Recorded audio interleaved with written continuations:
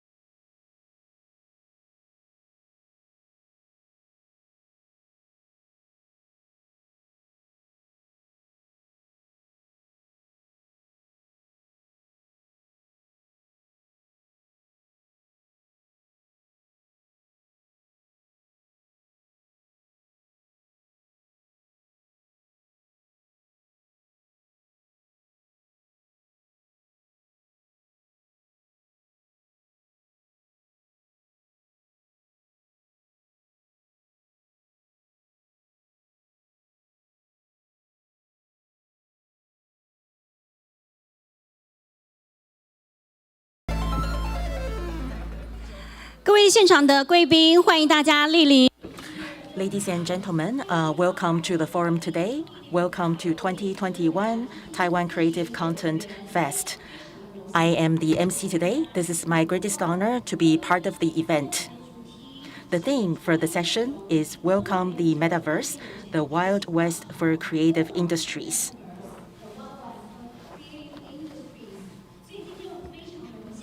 It's our honor and privilege to have Madam Xiaoqing Ting, Chairperson of Taiwan Creative Content Agency, to moderate the session, as well as very important panelists as well.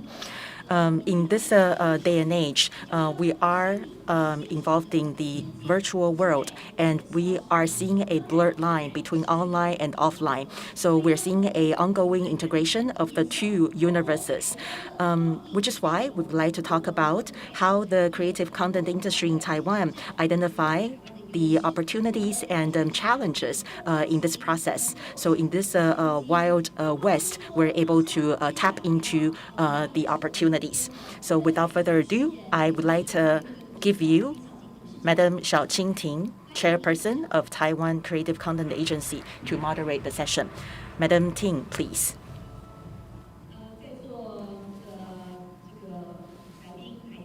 Ladies and gentlemen, as well as our dearest friends online, welcome to join us in the opening forum of TCCF.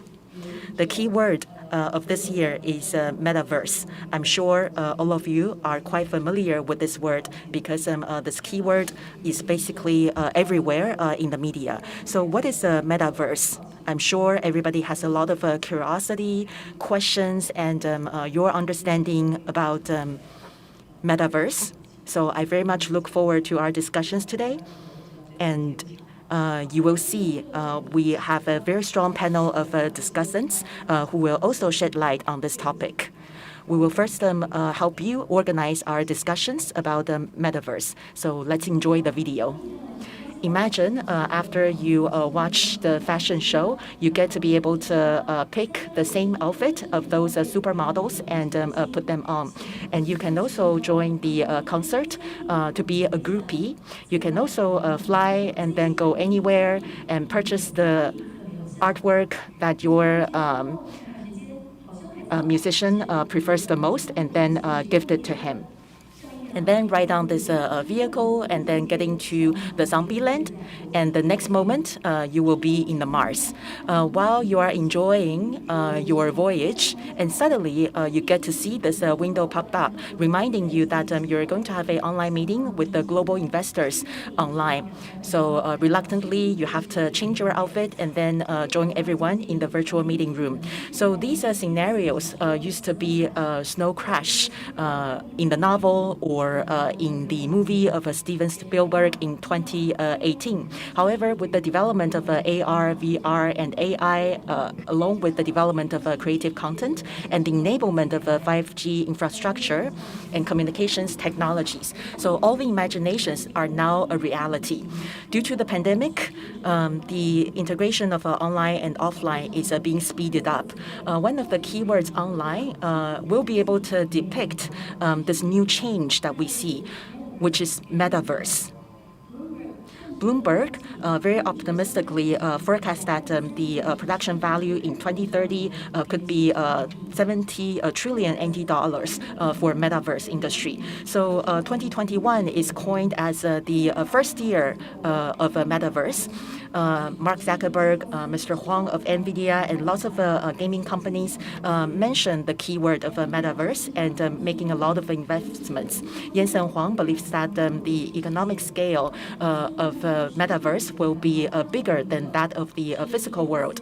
Roblox, in 2020, the market value is $4 billion US dollars. After it went public, the market value is more than 45 billion US dollars. So tenfold of a growth. Mark Zuckerberg, in the financial meeting in July, also announced that the Metaverse will be the new generation of internet. Before the end of 2021, 10 billion US dollars will be invested in AR, VR to build a Metaverse. And Reality Labs also announced to hire more people to create the Metaverse platform for Facebook. And Facebook's name is changed to Meta. That also sparkled a lot of imaginations about Metaverse. So if the feature of social media right now is that you get to know everything without leaving your house, but now the idea of Metaverse is that you get to interact with people, enjoy the world, consume everything without leaving your house. And you get to get into all kinds of virtual spaces to conduct your life and enjoy your lifestyle. You get to change your role, the way you look, and your stylish expressions. So here you are able to express yourself freely. And Roblox, the CEO Bazuki mentioned that Metaverse will become the platform for everybody to interact with each other, socialize, and buy things. And there are key factors for Metaverse: identity, friends, immersive, low friction, variety anywhere, economy, and civility. Based on the current development, the virtual economy of Metaverse still has a long way to go. However, there will be a lot of impact on our lifestyles, including ethics issues. These are also very important. Tim Sweeney once said that nobody knows what Metaverse is like. We're still trying to put together the puzzles of Metaverse, which is not built by one super company, but created by multiple players. And the speed of digital revolution is beyond our imagination. We would like to get ready for the impact of Metaverse on our day-to-day life. So we have to be ready now. Metaverse indeed is a very important keyword of today. However, what is a metaverse? And also, how does Taiwan's creative content can be integrated with this hot topic of metaverse? This is the topic that we are going to discuss in today's panel. We would like to now welcome the moderator and our 4 panelists to the stage to conduct today's discussion. Here in Taiwan, we have imposed all sorts of pandemic control measures. Everyone needs to measure their temperature before they can come into the conference room. So our panelists online, you can take off your face masks. Thank you. Thank you very much, our Master of Ceremony. First of all, I would like to welcome our panelists today. We have 2 panelists on site. The first one is Mr. T.H. Dong, the chairman of Pegatron Corporation. Let's welcome him. The other one is a well-known music producer and music artist, Miss Sandy Chan of La Musique Corporation. We have a hybrid event today, so we have 2 panelists who are joining us online. I would like to now introduce Mr. Ethan Tu, the founder of Taiwan AI Labs. And here you can also see the picture of Ms. Audrey Tan, the Digital Minister of Executive Yuan of Taiwan. During the introduction video, we can see a summary of some of the discussions in the media about Metaverse. I think you could see mixed opinions. Some people look at it from a very optimistic point of view. Some people are concerned about the impact Metaverse is going to bring to our economy and our societies. In this TCCF forum, we would like to talk about how our creative industries will hail in the new Metaverse. A lot of people think of Metaverse and they think of technology, and they think that this is something that's more related to the tech companies here in Taiwan. However, if you look at the international market, you could see that the content industry is actually driving the discussion of Metaverse and other emerging technologies. So the Metaverse now is a buzzword. However, what does it look like in real life when it's implemented? And what does it have to do with the creative content industries here in Taiwan? Those are the topics that we are going to discuss today. Today we are going to hear from the Digital Minister of Taiwan.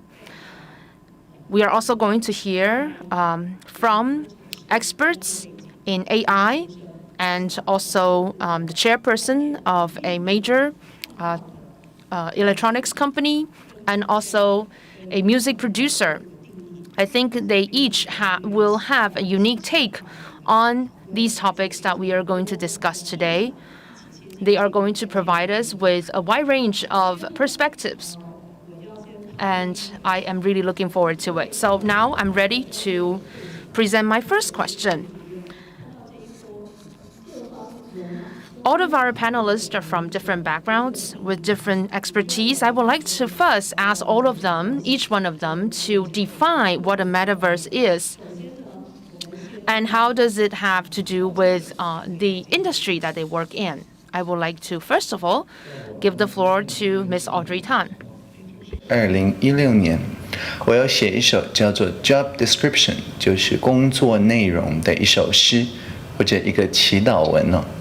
那在这里面我就有提到说 ，When we see virtual reality, let's make it a shared reality， 就是当我们看到虚拟实境，让我们把实境共享。Metaverse 对我来讲就是共享实境的意思，也就是说，好比说我现在正在录这一段影片的时候，大家是看不到框外面的我整个办公室。但是呢，在一个共享实境里面，我就可以把这些旁边的人、事、时、地、物都建模成数位分身。这样子的话，就不会好像单向的在听我讲话，而是能够进入我录影的现场，好像从观众席直接到了舞台上。而且呢，你在这个共享现实里面，也可以改变这个现实啊。你也可以透过你的方式，再把你的想法、你的作品，把它带入这个共享的现实上。即使你离线了，我再回到这个共享现实里面，还是可以看到你的贡献。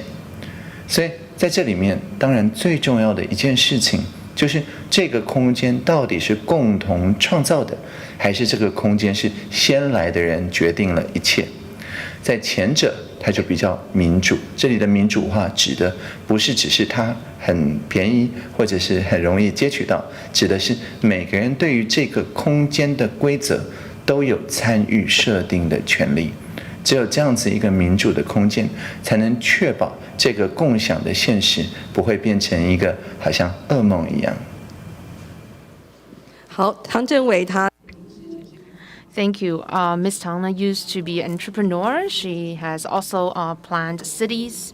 She has also used her digital avatars or virtual avatars to participate in forums and conferences. So she is a very experienced global citizen in the metaverse.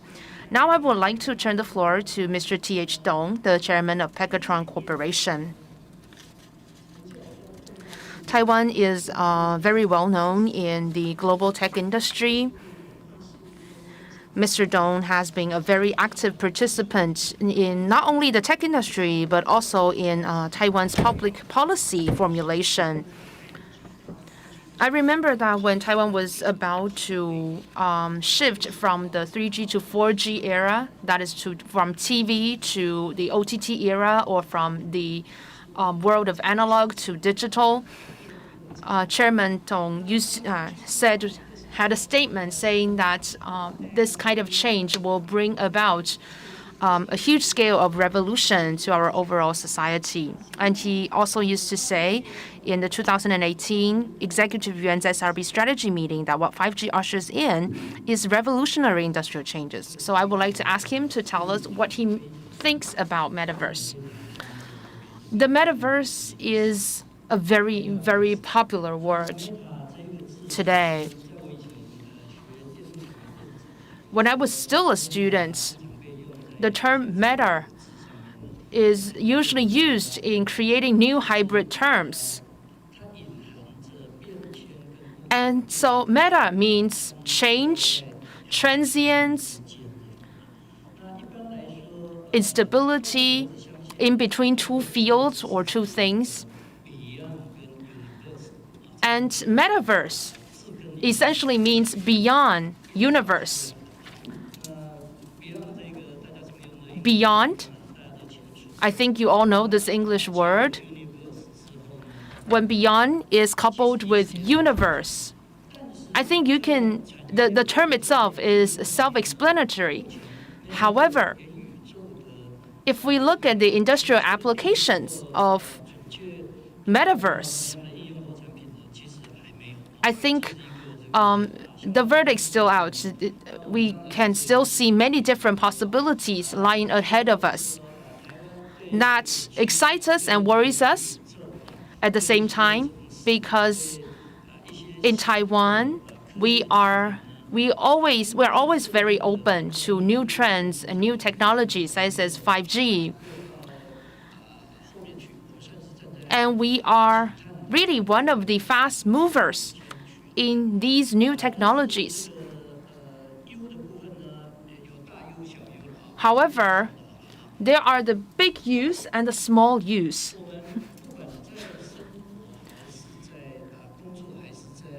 When we look at our life today, or today's work, or today's industry here in Taiwan, I think we are still more attracted to things that are physical or tangible.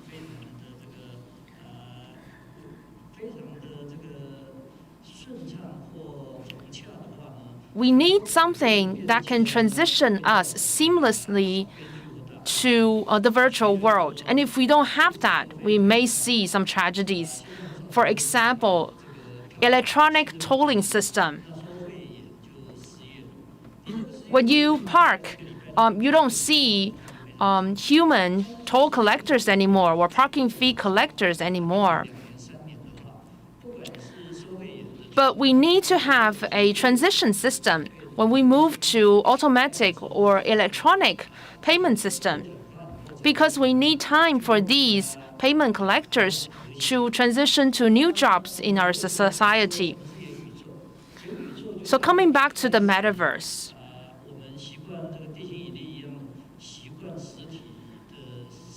most people nowadays are still more attracted to things that are physical or tangible in our real life. With the advancement of technology, we can gradually accumulate our experiences in the virtual world and a lot of virtual assets.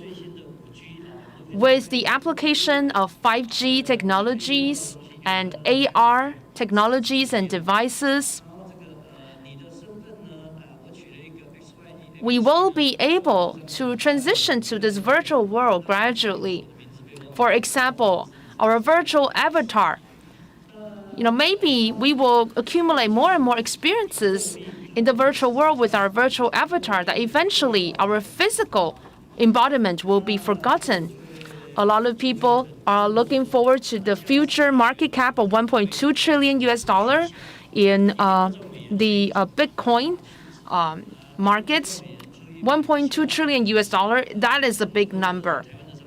You can buy out a lot of publicly listed companies in Taiwan with $1.2 trillion. Bitcoin was created because we had mature blockchain technology. Also, the computing power of computers grew exponentially. So the cost of computing every bit has become very cheap.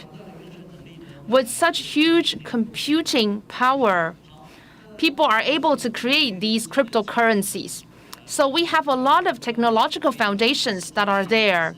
We have AR, VR, very fast broadband connections,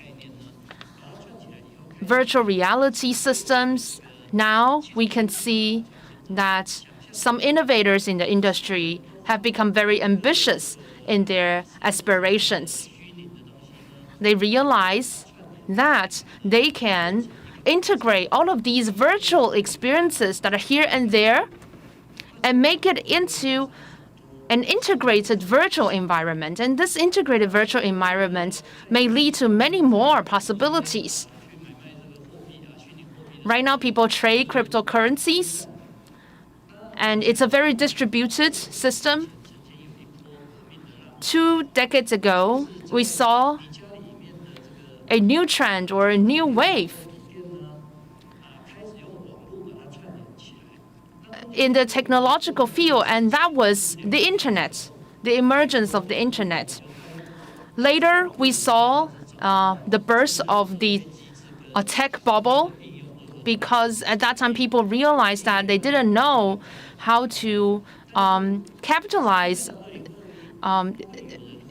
in the internet, in the world of internet. But nowadays, there are already very established business models. People know how to profit in this field.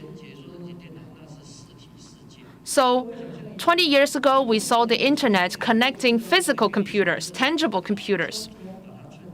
Now we are talking about the connection of virtual avatars and virtual assets and create an integrated virtual world.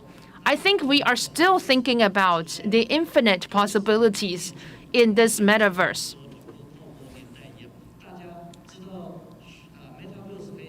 So right now, I think we're still at the phase where people are excited about the potential of metaverse, and people are thinking about new concepts of new products and services in the metaverse.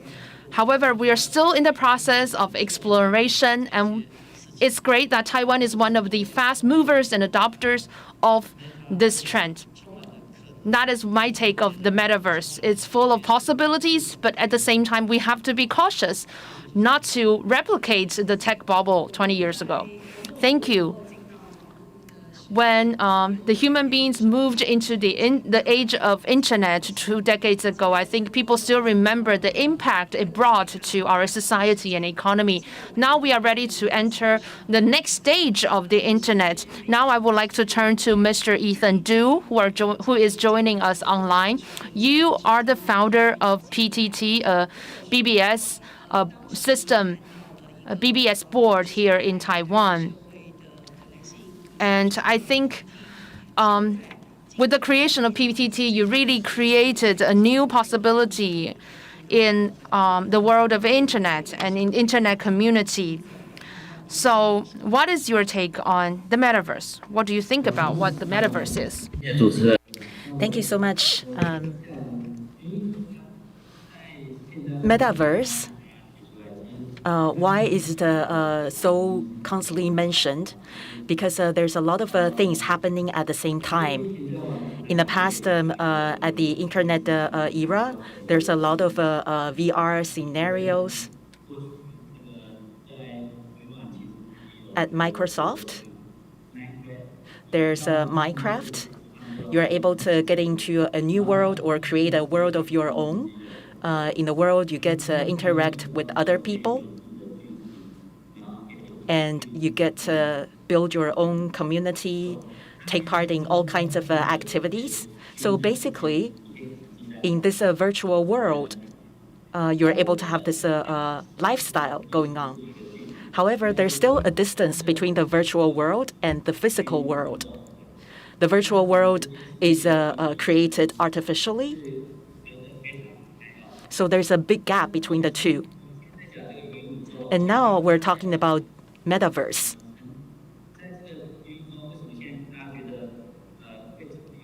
The reason that everybody is so enthusiastic about metaverse is because metaverse is blurring the line between online and offline, bringing the two worlds closer to each other.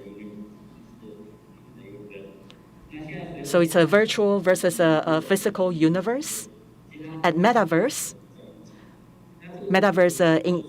integrating the two.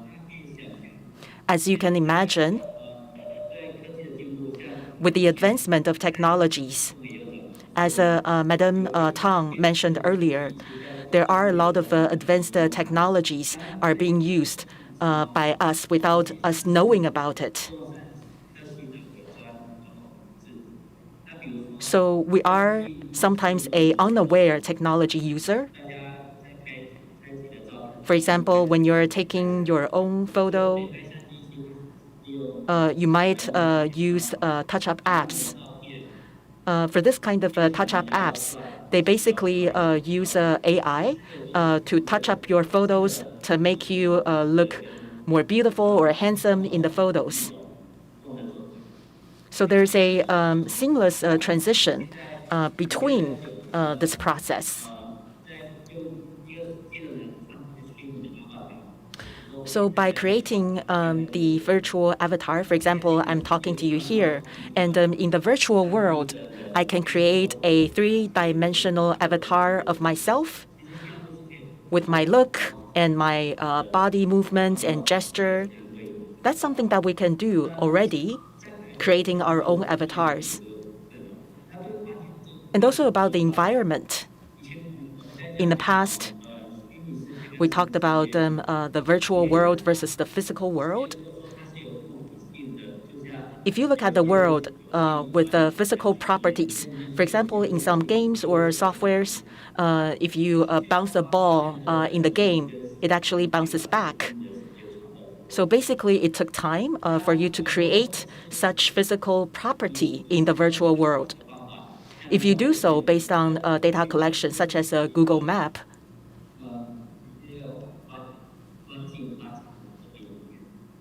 in the past, you get to see the street view in Google Map.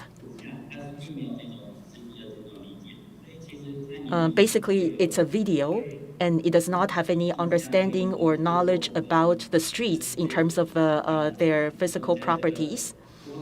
For example, on Google Map, you don't get to throw a ball and then have the ball bounce back to you because Google Map doesn't understand the physical properties. But now, because of the enablement of 5G and IoT devices, plus the empowerment of AI, so when we look at the world, the way we look at the world is different from how the machine looks at the world. When I look at the world, I get to know the distance between objects. I get to know the temperature. I know the texture, and so on. I know when I bumped into something, what would happen. However, for a 360-degree camera, the camera doesn't have that knowledge. But now with the combination of AI and 360 camera, so when I pass by a place, it's just like a human brain. We then will be able to create the same physical properties and the same world in the virtual universe, which is a 3D structure. It recognizes if it's a vehicle, a dog, or a person. So then you get to predict their behaviors. So it's kind of like autonomous vehicle. When it moves forward, there's a camera looking around the environment for you. It recognizes which one is a pedestrian, which is a traffic light. It recognizes things or objects that the driver has to pay attention to. And following on that, you get to imagine that when we have those AI-enabled IoT devices everywhere in the city, on a person or on mobile devices, the world actually can become virtual. And similarly, we are able to transform the scenarios into a place where we get to go into and interact with each other anytime, anywhere. So in the past, if we were to create a GTA gaming environment, we would have to spend a lot of efforts and human labor hours to create the 3D models using computational engines. But now, with AI and 5G IoT, we now have the capability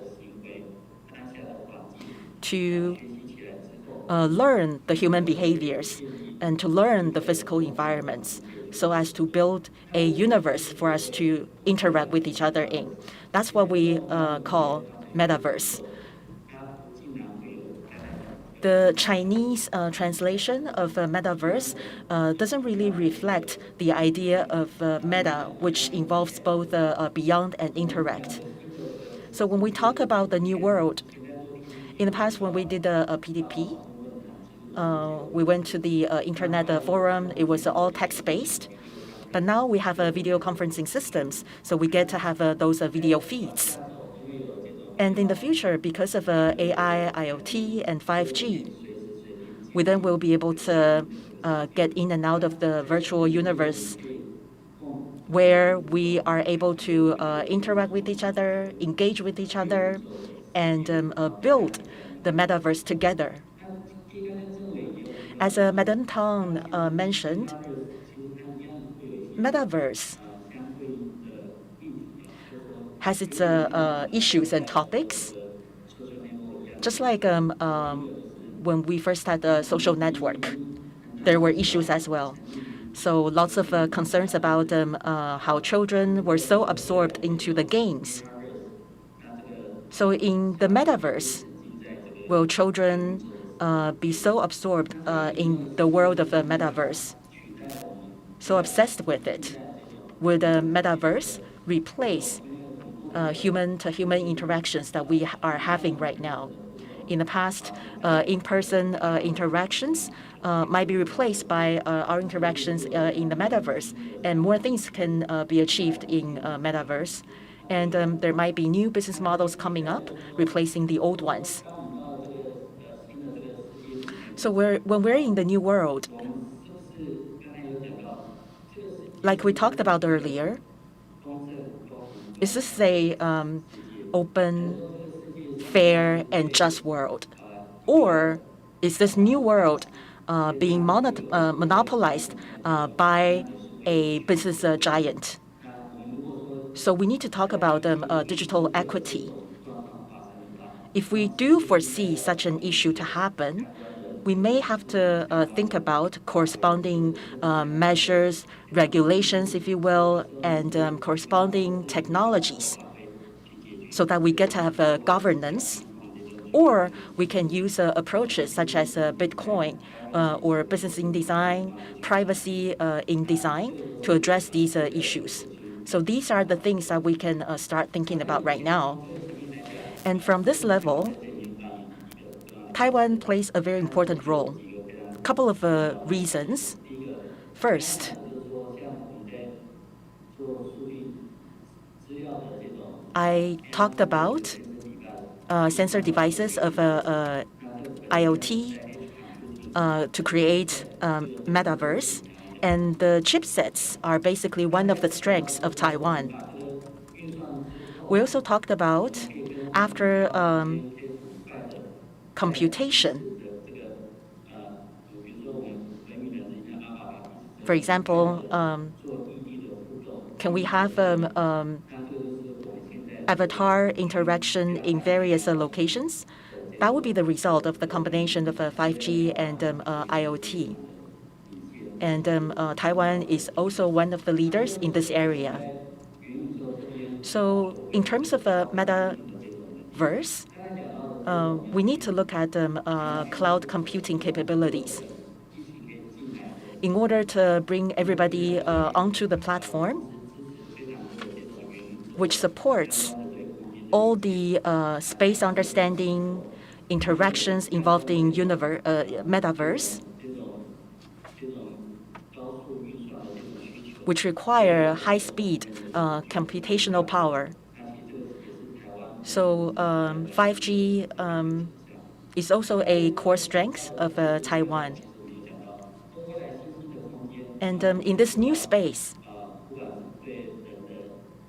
how do we address privacy, data governance, as well as deepfake and fake news?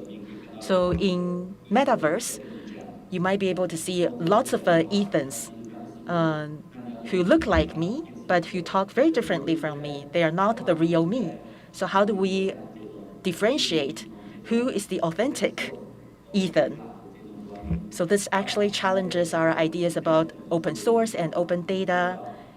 And we also need to think about how to address the fairness and the just practices of these approaches. And in Taiwan, we do have a very good indices as well as successful examples and best practices. So when we look at Metaverse, it's not just about AR, VR, or goggles or wearable devices. In Taiwan, we have a lot of investment in hardware, software. We also have a lot of engagement in the regulation setups as well as governance. We have wonderful platforms available already. If we could link all the platforms together to support the development of creative content, that would be a preferred approach. We have the technologies, we have the software, the hardware required, and the most importantly is we need to have the best content, which paves the way to optimal experience. That is why creative content is so crucial in this process. We need to be able to bring together all the strengths of Taiwan and facilitate the future of creative content. Thank you. Thank you so much, Ethan. If we look at human history from agriculture to industry or industrialization, all the way to the internet, all of which are affecting every aspect of our lifestyles.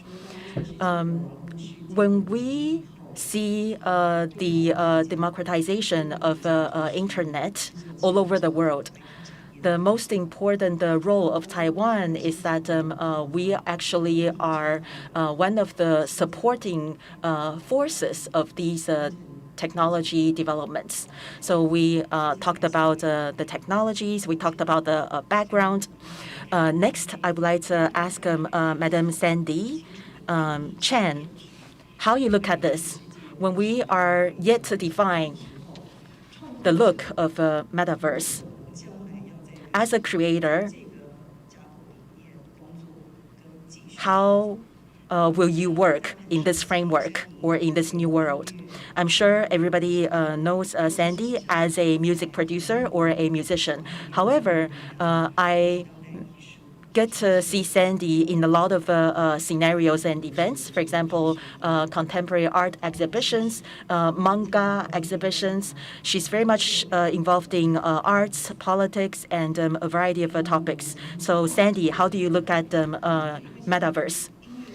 As a creator, I have to say the music industry is a very young industry. Actually, not just the music industry, a lot of other related industries as well. So from analog to digital, we saw a lot of changes. The process removes the barrier for people to get into the music industry. Everybody is able to create music in his or her own bedrooms or living rooms. And especially during the pandemic, there's a lot of experiences recording music or creating music remotely. And you get to collaborate with each other in a remote fashion. This is very different from before. In the past, it was an industry. You first have to get the ticket to go into the industry, and the barrier is very high. But now, everybody can create. So talking about Metaverse as a creator, I think it's a very good opportunity. From Grimes to Min Chi Huang, who published his music on the platform, you get to see that the creative workers are now able to define the value of their own works. This is a very interesting phenomenon. They don't have to go through the label companies. They don't have to go through related streaming platforms. They are able to do so themselves. And you get to define your own price. You get to define your own value, which breaks a lot of limitations. However free you are in your creation, if you look at the industry, you are more or less dictated by the resources available in your hands. And also, you have to adapt to different trends in the music industry. Young creators and producers, they are affected by these differences and also by the generational differences. So when I look at the metaverse, I am very optimistic about it because I think it can break the hierarchy in the music industry nowadays, and it is a way to redefine the value of music and music productions.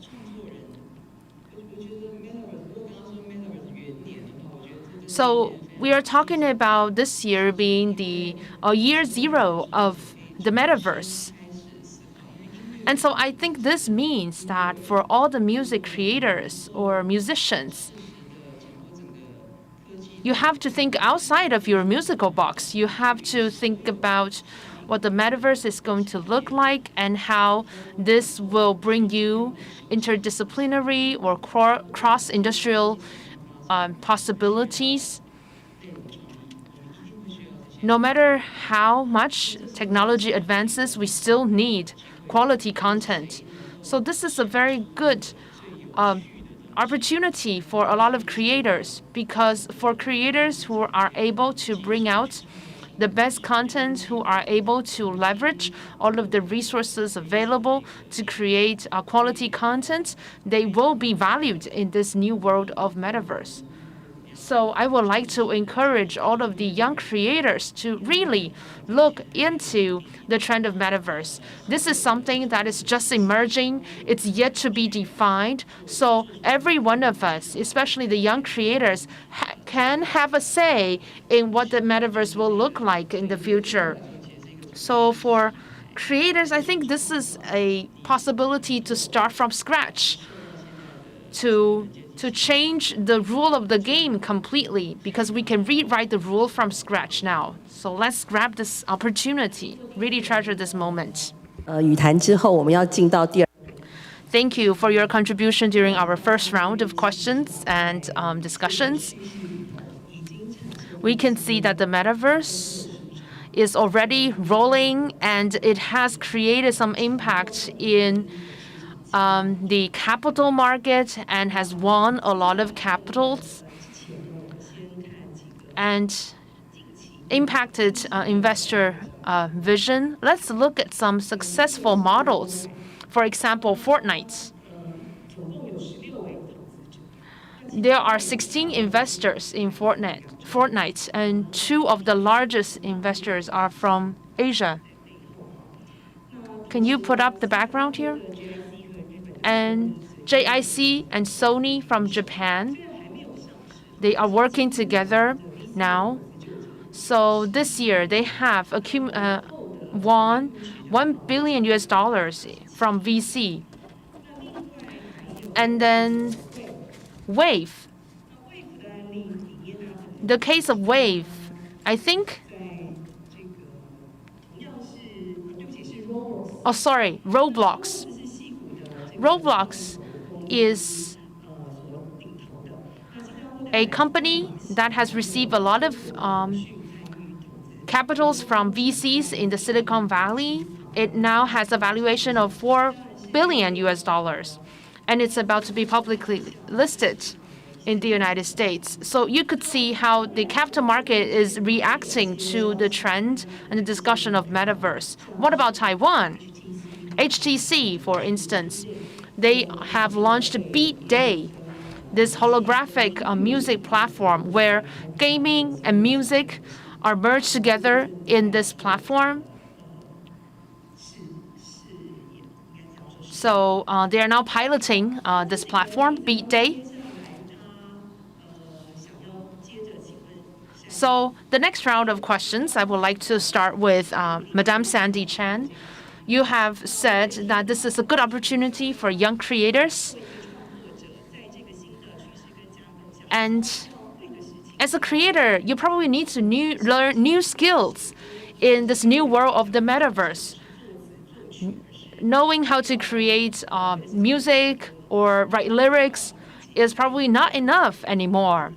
So, from your perspective, as you see all these changes that are storming through this industry, how are you preparing yourself for this new future?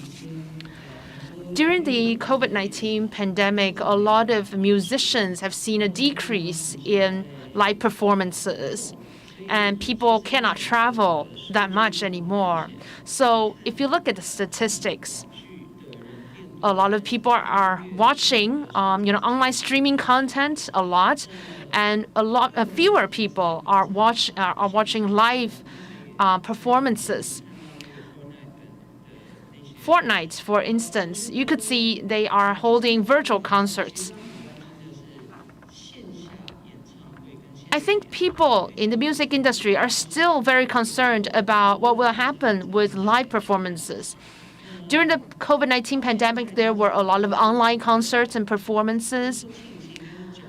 And I think most online concerts didn't do very well.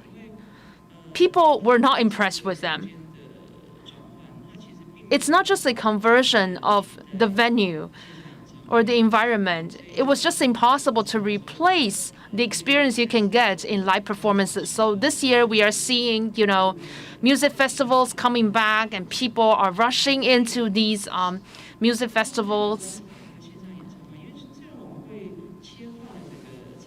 So unlike concerts or online performances, yes, we are still able to put up a performance there, but the level of interaction, the whole experience is just very different, and it cannot replace physical live performances.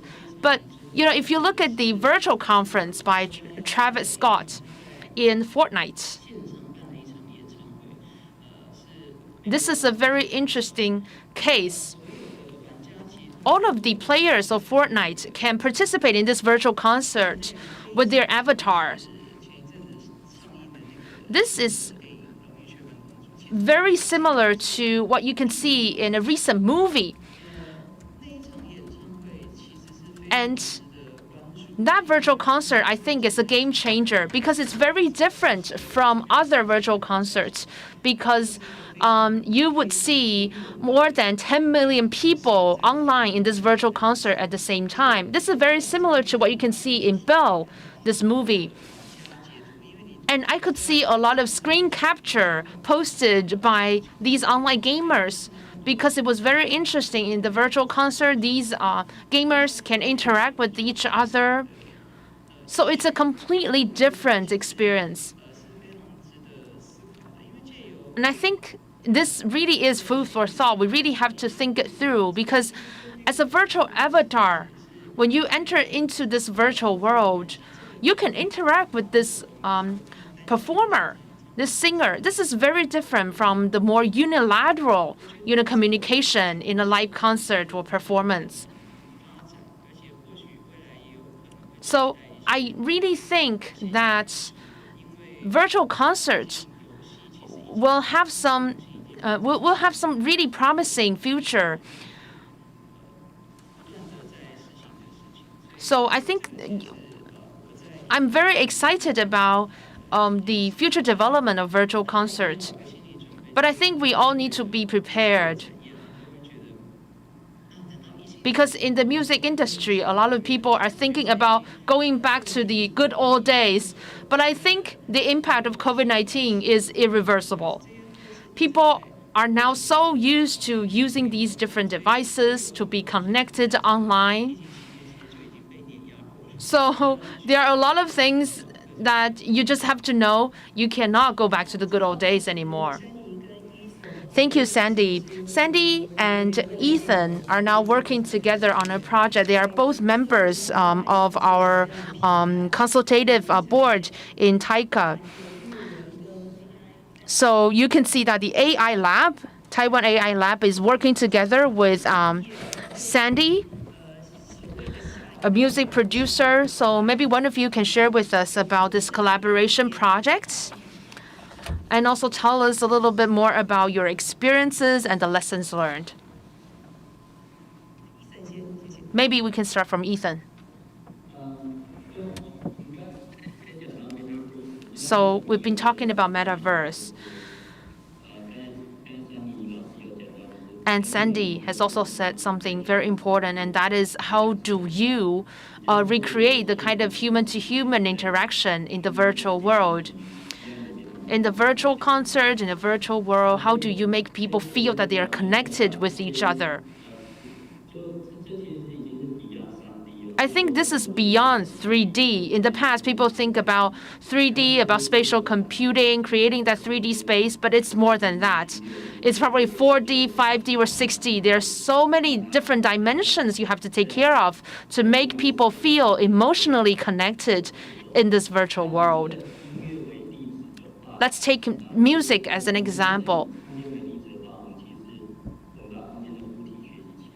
So, if we want to create a virtual space, we need to learn about the physical space. We need to learn about how different properties interact in this physical space. And then when creating the virtual space, or talking about the Metaverse, I think what we are doing is almost like creating meta music. That is the performances of different artists, musicians, the emotions and feelings in these works or in these musicians, we have to learn them. We learn these different performances.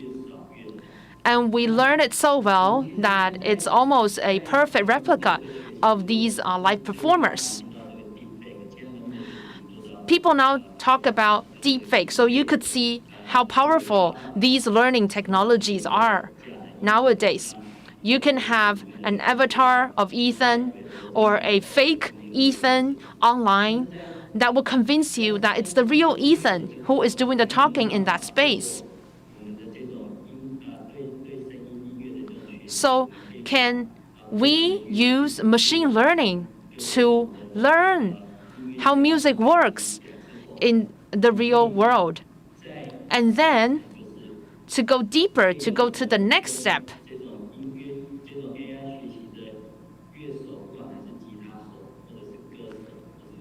The AI or the machine learning system may learn from a guitar player or a musician, and then after learning all these ideas about music, the AI system will be able to work with human musicians to perform together.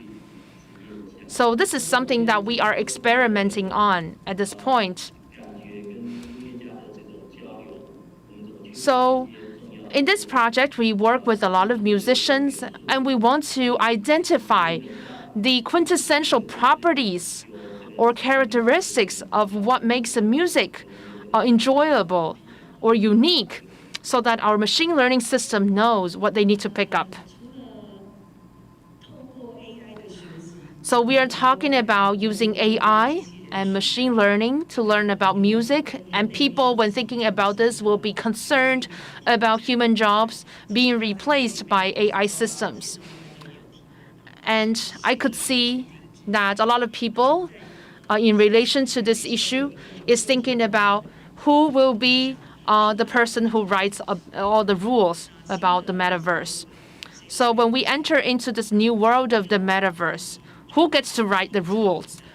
How can we ensure that this universe, this new Metaverse, is going to be fair and equitable for everybody? Let's now turn to Madame Audrey Tan for this question.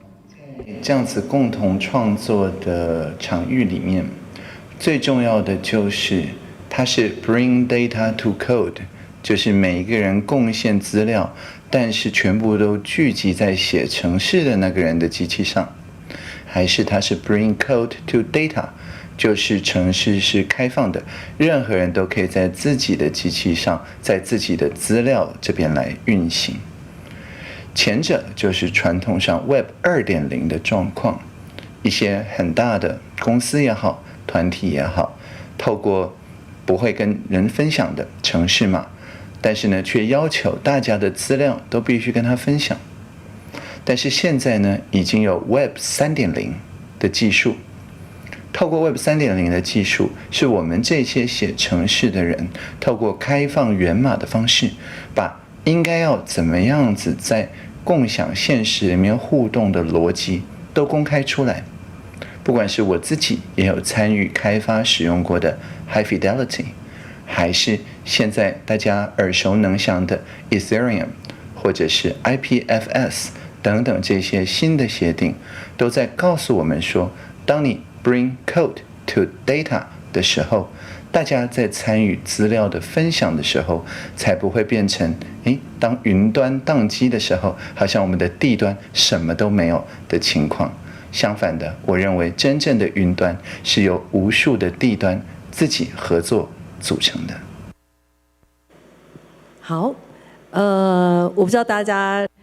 Not sure how much you grasped in the video. It's all the way from G0V idea, which is about the fairness of the internet.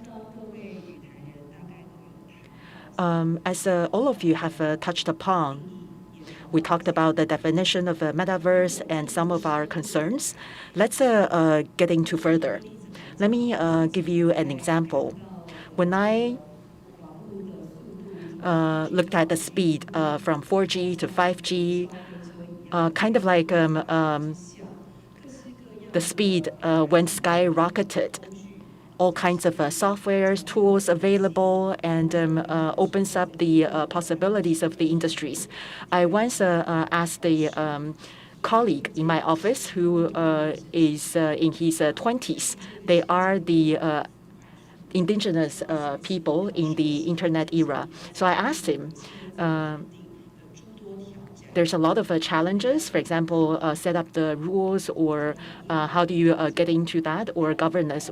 Would you feel a lot of pressure? Then the response from the colleague is that I cannot wait. I would like to embrace all the possibilities that the world has to offer.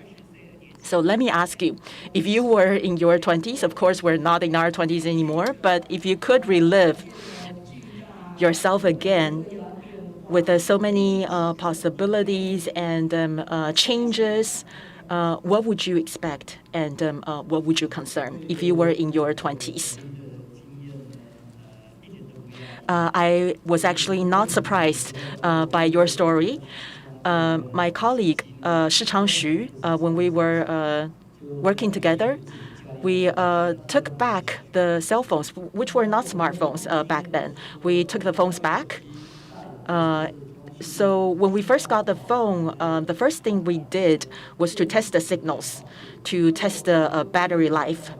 However, when we took the phones back home, my kid, the first thing he did on the phone was to play the video game or the game on the phone. So I could only play very basic games on my phones, and then I just stopped there, never upgraded. So, that used to be a very small phone, a feature phone, but now we have smartphones. And the children of mine and the kids of my colleague Shi Changshu, they grew up with the phones. So they started with simple games on the feature phone, and now all the way to very complicated games available on smartphones. For me, I am always optimistic. The young people nowadays are able to leverage everything that the new world has to offer and create great things. I have no doubts about that. I always believe that the newer generations are better than the old ones. If it was the opposite, then the world would go back without being able to advance, right? So we are now at the time to pass the baton to the next generation. So looking at my generation, we created a lot of virtual versus physical things, online versus offline. But still, we are yet to really get or bring ourselves into Metaverse. So let me explain it. In the past, the virtual world is the accessory of the physical world. So it's kind of like the leading actress versus the supporting actresses. So the virtual world was a supportive role, whereas the metaverse is going to be the leading role itself.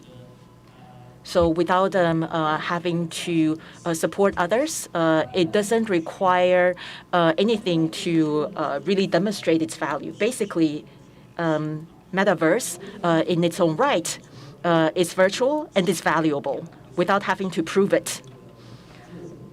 So I still remember my enthusiasm when I first stepped into the tech industry. And then looking back at my development, there were a lot of stages. When I was a student, I used to be a chief editor of the school publication. I thought I was great because back then, in order for you to publish something, you were only able to make prints. So basically, you need to have write down the things that you want to print out, and then carved out a model, use a plate of a model, and then carve the things that you want to print out. And we were so enthusiastic about making the format bigger. So I thought I was, impressive, and I was great being able to do that.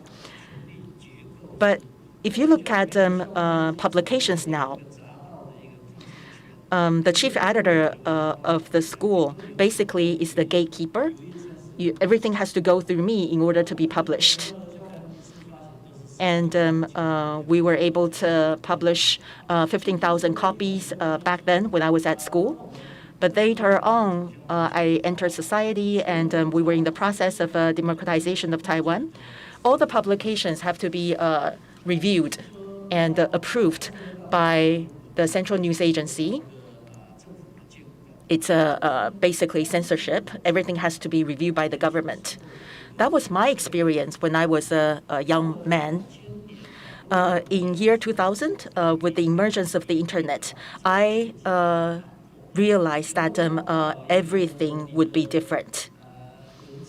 If you would like to publish something, whether it's a text or music or content, you didn't have to actually go through TV stations where your content would be edited. And then your works didn't get to be published without the preference of the gatekeepers, the TV stations, or some other people. Or if the government didn't like your content would never be published. But now, because of the empowerment of digitization as well as the internet, we are seeing the process of democratization of publication. In 2013, Jay Chou was able to sing together with Li Jun-deng, who passed away 20 years ago, Teresa Deng. So in 2013, through the enablement of technologies, these two musicians, one alive, the other passed away, are able to sing on the stage together. So the production company, with the approval of and the permission of Teresa Deng's family, they created this avatar of Teresa, so that Teresa is able to stand on the stage again, just like a real person. You feel that Teresa is right in front of you. So through this hologram technology, we were able to see Teresa Deng again on the stage. And we saw the same technologies being utilized in a lot of scenarios as well. So imagine if one day in the world of Metaverse, so it's not like you're singing karaoke at home. The video quality is not very good. And if you are not able to catch the pitch, you just make the music sound louder. However, if in the future in Metaverse, in your living room, you will be able to sing together with Teresa Ten or Jay Chou or any musicians that you like. And the video and audio effect would be very authentic. So when that day comes, Metaverse will become a very important driver and enabler of our entertainment experiences. So just a quick example for you. The world of Metaverse, though I told you earlier that I did have concerns, but just like a year 2000, if we were to democratize publication, so in Metaverse, we will be able to see a lot more freedom being opened up in this new world. For example, someone else's creations, I then will be able to share. That's also another possibility. Thank you. I'd like to kindly ask our panelists to give us a short conclusion. Everybody talked about the pros and cons of the new technology. There are new business opportunities, new possibilities, and new business models and experiences for our consumers. But also, everybody raises their concerns. For example, the internet addiction or obsession, as well as democratization of the process, and how do we tell the fake from the real? And our eyes might be tricked by the images that we see. Our ears might be tricked by the things that we hear. So we definitely have to rely on our own ability to discern. So we definitely need to look into these concerns so that we create a level field, fair environment. Whether it's Facebook or Google, lots of comments and concerns about the Metaverse and lots of reminders and advices. Regardless, we have to look at the changes and be prepared for the good and bad of Metaverse. In terms of the opportunities, I believe Taiwan stands at a very good position to enjoy the possibilities. So is it possible for Taiwan to speed up and then even take the shortcut? Lots of questions about the music industry, probably because we have Sandy here in the session. So I'd like to raise a question here so that you may address them in your conclusions. One of the questions is about music creation. So if we would like to join Metaverse as a music creator, any advice? And also online concerts, what about their possibility in Metaverse? Right now, lots of people are still used to going to a place to enjoy music instead of enjoying online performances. So any feedback? So if I may ask Ethan to start first. Could you give us your conclusion, please? A couple of things. Metaverse is definitely a trend which integrates software, hardware, and content. That's a trend that is going to happen. So we definitely need to be able to address it. On the new digital platforms, we will definitely see issues. For example, bring data to code or bring code to data. The idea is are you opening up your technologies to be used by everyone, or are you actually collecting everybody's data using your technology so you monopolize the data? So this is actually one of the topics that we have been discussing a lot. How do we minimize digital monopoly so that we maintain our digital rights? And also how you moderate and review the content, how you prioritize and so on. We definitely need to have a transparent mechanism to do so. So there has to be a protocol. In the programming world, we would call it algorithm, which has to be open and transparent so that everybody can review it. That's another thing that we have to discuss. We also talked about how content creation in Taiwan, how do we grasp this opportunity? As you may see, we have experts from the ICT industry. We also have content experts. We also have tech experts.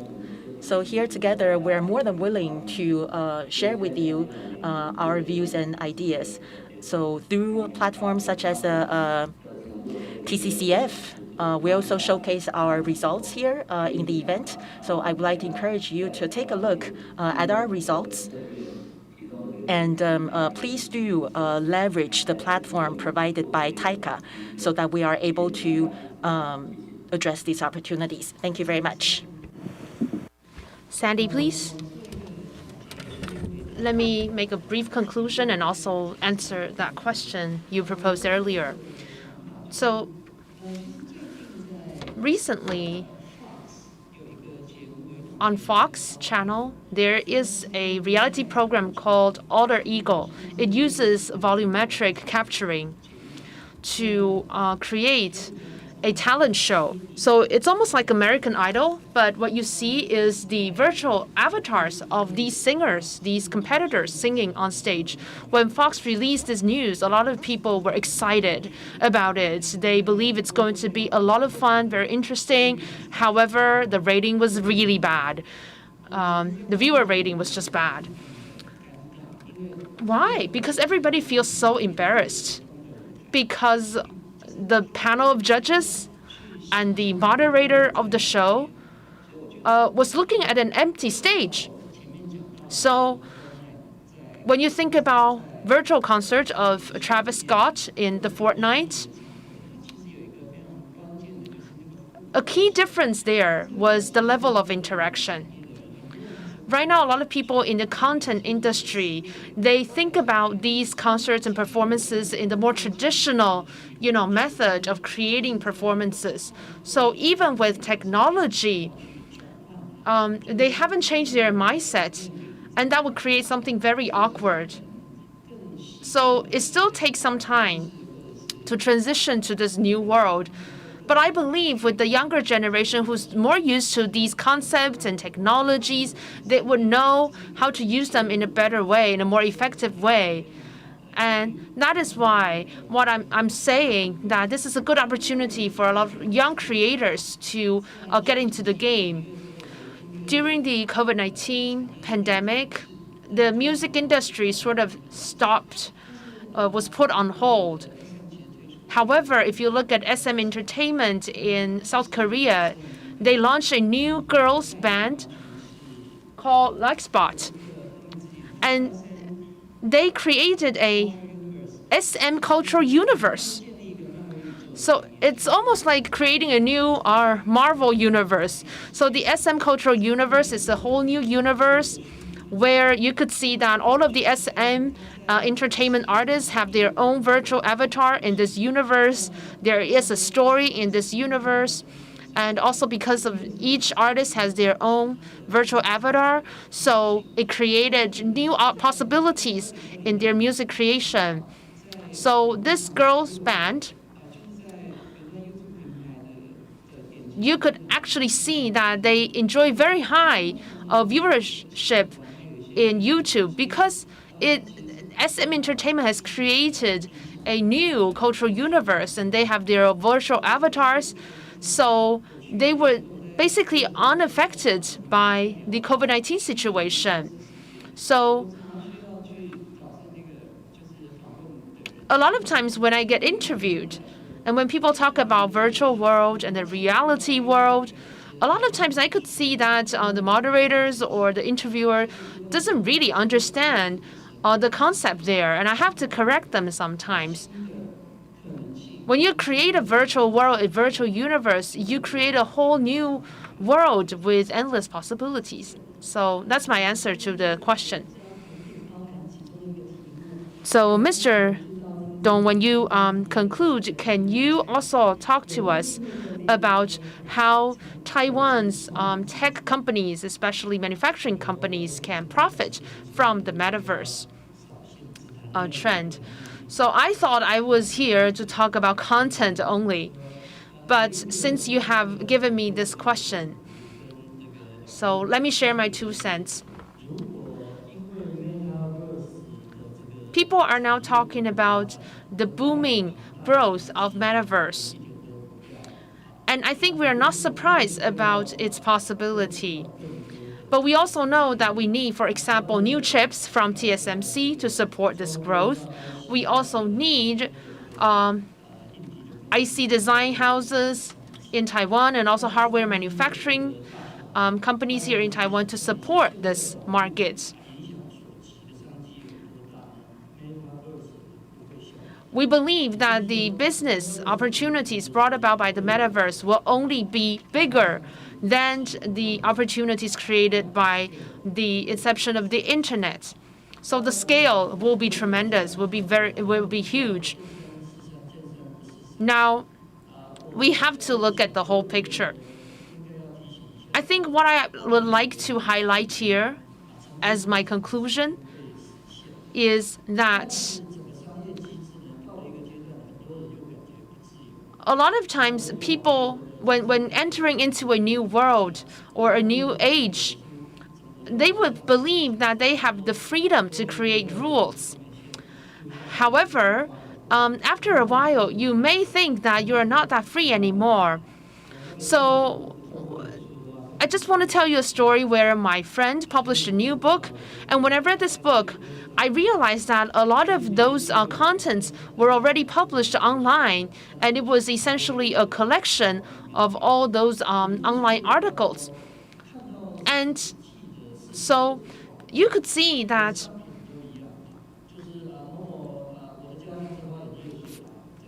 a lot of times, for example, let me talk about my hometown, Hualien.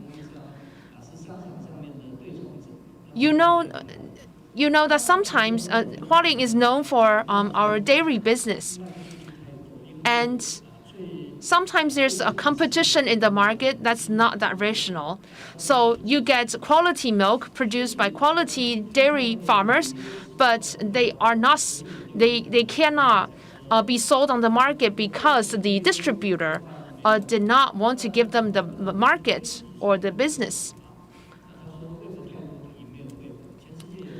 And right now, in the world of the internet, you could also see similar situations where sometimes the channels for distributing information on the web is monopolized or dominated by some big players.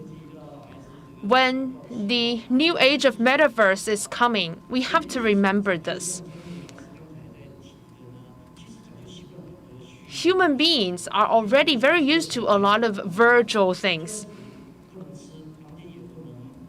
For example, there are a lot of things that are valuable that are not tangible.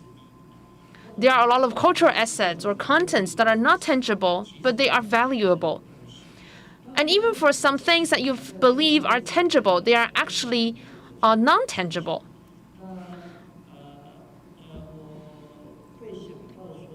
So years ago, a lot of futurists gave us a lot of warnings about the world in the future. And it raises concerns and anxieties. Concerns and anxieties, these are the sources of great literary works. George Orwell, for example, when he wrote 1984, he wrote about the Big Brother. It created a lot of anxieties.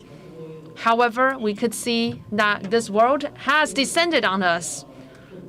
And the level of control of these big brothers was even exceeded that predicted by George Orwell. And you could also see in some other literary works where AI can turn their backs on human beings. They would take over the control. Or Terminators. You have all sorts of stories like these. These mixed feelings of excitement and worries created Avatars and Terminators. These are great movie productions. So I think we can anticipate that the metaverse will bring even more new chapters of imagination and great things to our lives. And we also hope that these great things and better lives will be democratized and can be enjoyed by everybody, every digital citizen in the world.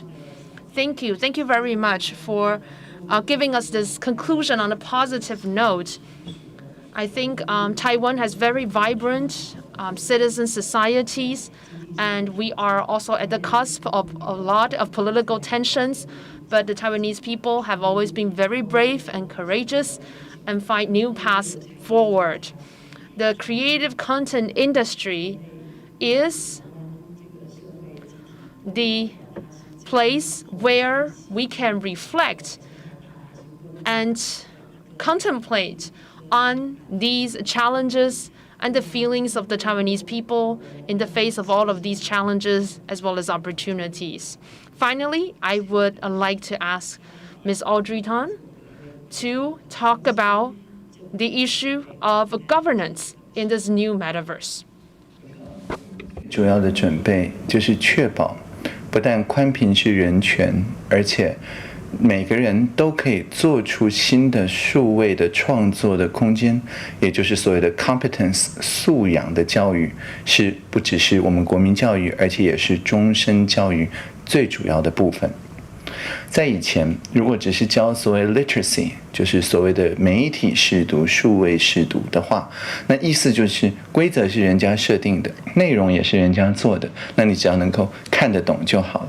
当然，看得懂是很重要，有批判的方式去理解也很重要，但是更重要的是有混搭 remix 这样子的能力。我们不管是台湾的数位模型库、国家文化记忆库，非常多文化部相关的专案、教育部的专案都使用 Creative Commons 创用 CC， 甚至我正在致辞的这段影片也是运用创用 CC 来授权。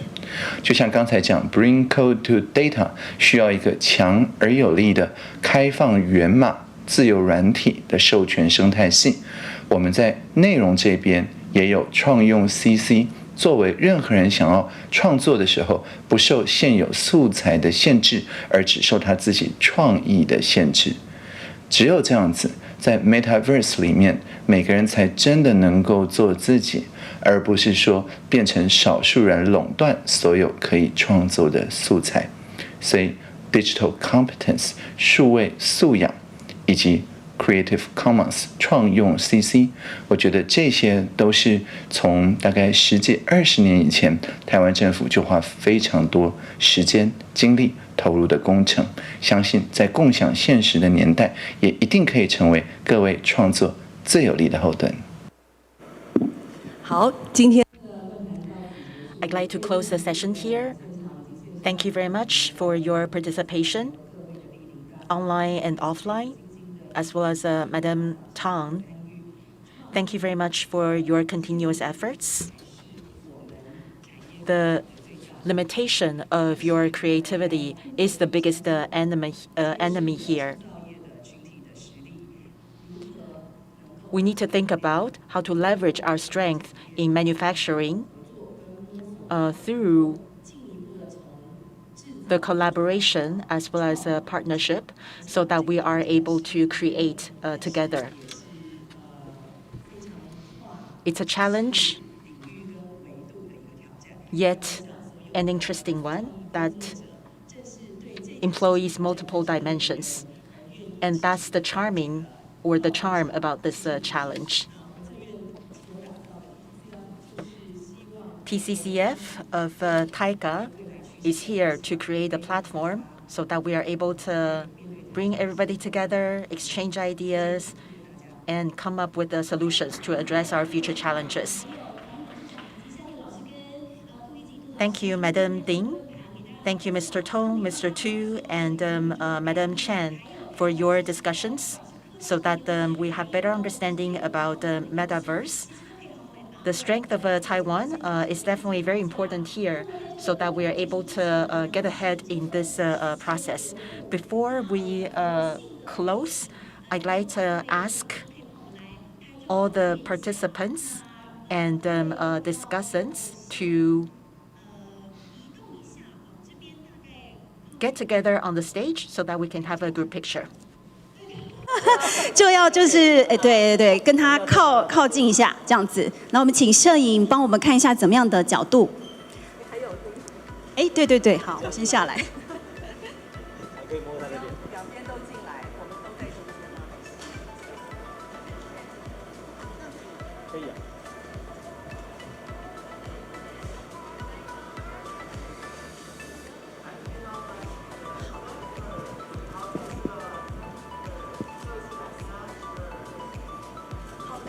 好不好？我们再一张就是往中间这边移动一点，因为这个郑委员也好像就是想要融入一下，这样可以吗？还是说要靠在中间？好。